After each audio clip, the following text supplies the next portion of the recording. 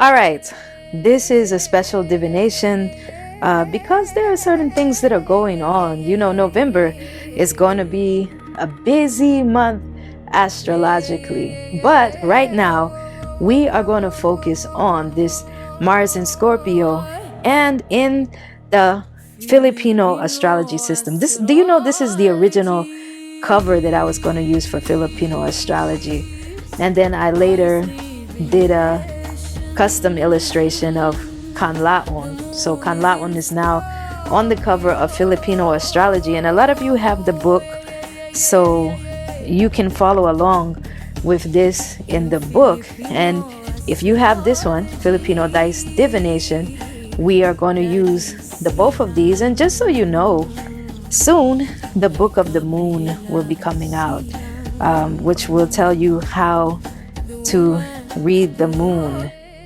I'm not done with it yet, and I'm still trying to decide if I want it to be in color or what, but that will be coming out at the beginning of the year.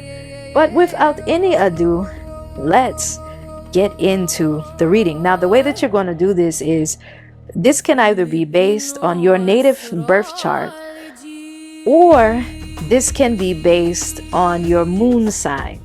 Alternatively, you can look at the placement of the planets for the day that you are watching this, and that will also give you almost like your own personal horoscope. And that's the reason why I didn't put the numbers here. But as an example, I will do this throw, and then I'll show you how it matches up with the placements for the day. So here we go. Filipino Astrology is Dice Divination.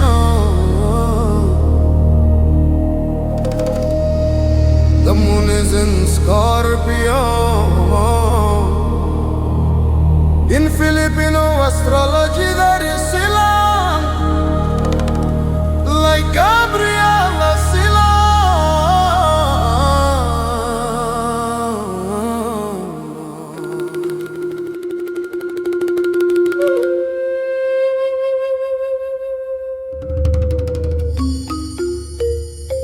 Gabriela SIlang is the representation of Scorpio in Filipino astrology, and today we're going to be talking about Mars being in Scorpio.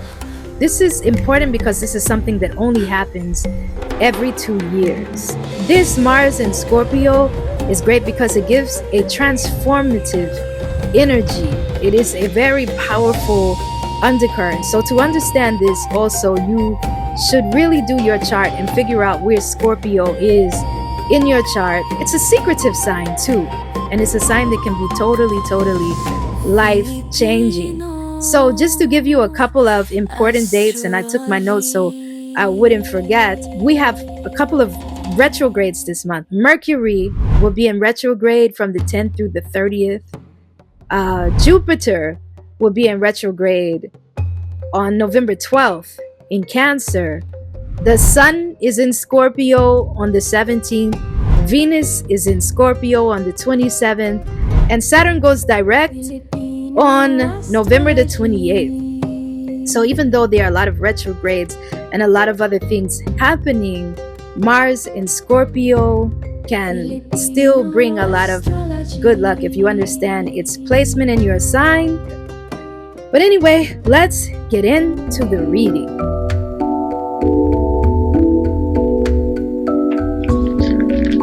Balahon revealed to us the message so we can reap the benefit of our Mars in Scorpio. Wow. So if you have the book, just so you know, this is the natural placement in the 10th house, which is right here. So we have the sea urchin that in the native position. We have the sea urchin that falls between the 10th house and the 7th house. Let's talk about what all of this means. Okay, the black dice got fire between the 7th and 8th house. And the black dice, as you know, is the senior house. The senior dice, the first dice that we throw, and it represents karmic energy. So In this placement, sitting between the 7th house, which is partnership, and the life cycle, which is the 8th house, it's telling you that the fire is burning through old relational karma. You are being called to take this passion and anger and energy and like whatever kind of attachments and things like that you have, and transmuting it in a way into a soul level power. You have to make some changes, and then Mars naturally rules both of the houses. So that's interesting that the first dice, the black dice, lands on the 7th and 8th house, which both are ruled by Mars energies.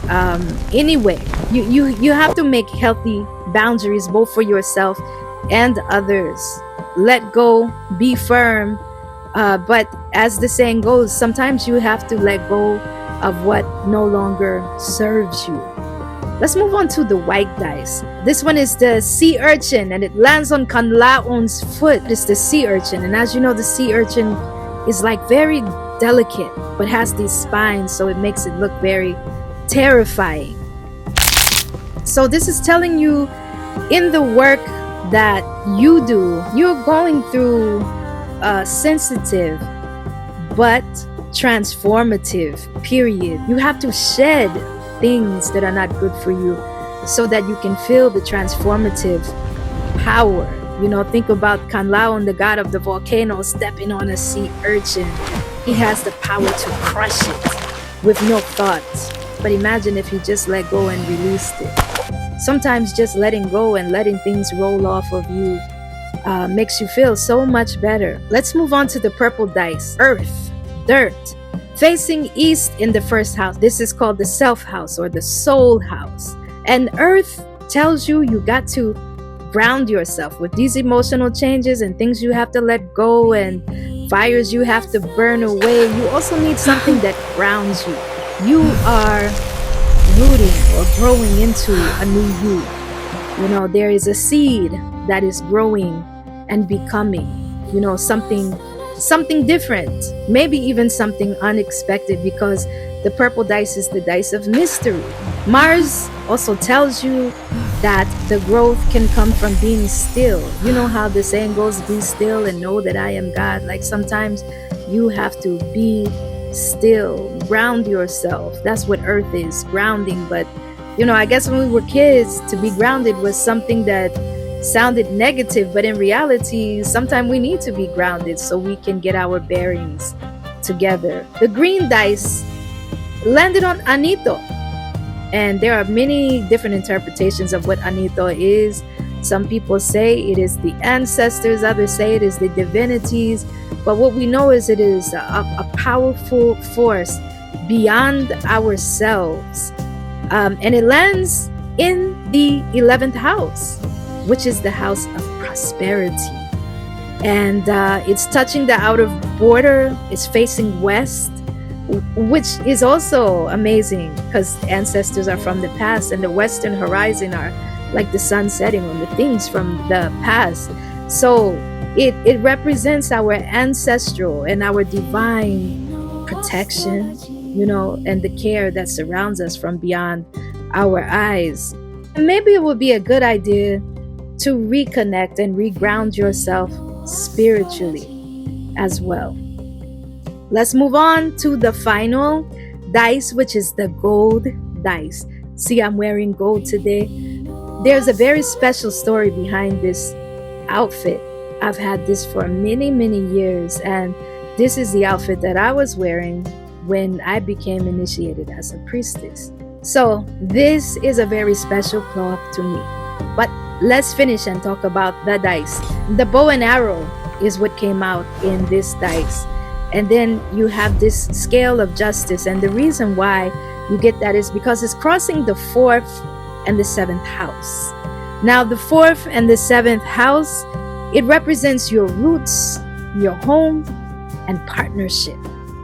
You are re-aiming your emotional compass towards balance, or at least you should, to reap the benefit of Mars in Scorpio. Aim for what your heart will share through generations. If you saw the last video, you know that what Gabriela Silang left through her warrior energy was a legacy that has lasted generation. Here we are, hundreds of years past her birth, and we are still talking about Silang, Gabriela Silang. And so this is the type of energy we need to bring forth, this kind of legendary energy, and do things in our life that begin to straighten things out. So let's do a recap. The black dice, the fire is telling you to burn away the things that don't serve you. The white dice landed on the sea urchin. It's telling you you're going through a sensitive time, but in the long run it will benefit you. You could be the angry monster who could crush something with their hand, but when you let it go, that is when your true power can emerge. The purple dice, it is the earth. The earth is calling you to ground yourself in those things that are good for you so you can sow good seeds for your future. The green dice landed on the Anito. It lets you know you're not alone, that your ancestors and the forces that protect you are surrounding you and calling you to live in your greater purpose. And finally, the gold dice, the bow and arrow, is telling you that when you listen to your heart and you live in your purpose, everything is on target and brought right into the harmony that it is supposed to be in. I will have these mats available for purchase. I have these bags where you can put your astrology stuff in there. And then I also have these mats, plain ones, that have, you can do it as you want to, but I'll be putting these up on my website soon in case you already know about the structure of the D9 system and you can work with it on your own. And then this one is if you're learning, so you know what each one of these sections mean. If you have the Filipino Astrology book, I break down each section and how to read them and give you a little bit more detail about what each one of these houses means and the planets. And I plan to do another release soon that will have even more information. Order the Filipino Astrology book or Filipino Dice Divination at afrofilipina.com.